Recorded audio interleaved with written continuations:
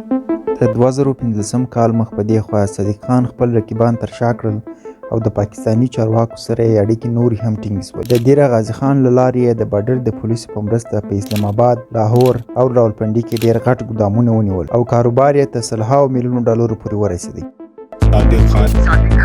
حاجي صادق خان عدزی خو د دې پوهېدو لپاره چې یو ځوان په یوازیتوب سره څنګه د پاکستان حکومت ته بنده ور اچولې ده او د پاکستان چارواکي د ځانه بیرولي، باید اول وګورو چې دی څه شي کوي. जब से होश संभाला है मैंने काम ही वही किया है जिसकी अनुमति सरकार नहीं देती.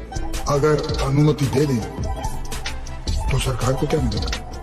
सुल्तान मिर्जा का नाम ही काफी है. پاکستان پر بعضو شیانو لکه سګریټ، تیل او جاپاني موټرانو باندې ډیره مالیه غواړي. د دې شیانو غوښتنه د پاکستان په بازارونو کې هم ډیره ده. نو همدا خطر دی چې اکثره خلک کوشش کوي چې د افغانستان او یا ایران د لارې څخه دا شیان کشاکي پاکستان ته راوړي. په دې کار کې حتی ISI هم لاس لري او یو څو مشخصو اشخاص ته دا زمینه برابره کړې ده چې په ډیره کچه مالونه په عامه او د بارډر پولیسو او چارواکو ته د رشوت په ورکولو قاچاق کړي، چې د دې اشخاص په جملې څخه مشهور خلک هر یو لکه طوفان خان، احمد شاه خان، ملک باری او صادق خان دي. د دې ترڅنګ نور کوچني قاچاقبران هم شته خو هغه ته اکثره وخت پاکستاني چارواکي خنډ جوړوي او مالونه یې نیول کیږي. نو صادق خان عدوزی هم یو د دغو کسانو څخه و چې خپل اصلي کاروبار یې د چمن پر بارډر د غړیتوب شروع کړی و او کرار د نورو ملګرو لکه طوفان خان او احمد شاه سره قاچاقي لارې پیدا کړې او د قاچاقي موادو په استولو یې شروع کړه او په ډېر لنډ وخت کې یې کاروبار غټ. صادق خان په دې وروستیو وختونو کې د ټیک ټاک پر راتلو خورا مشهور شو.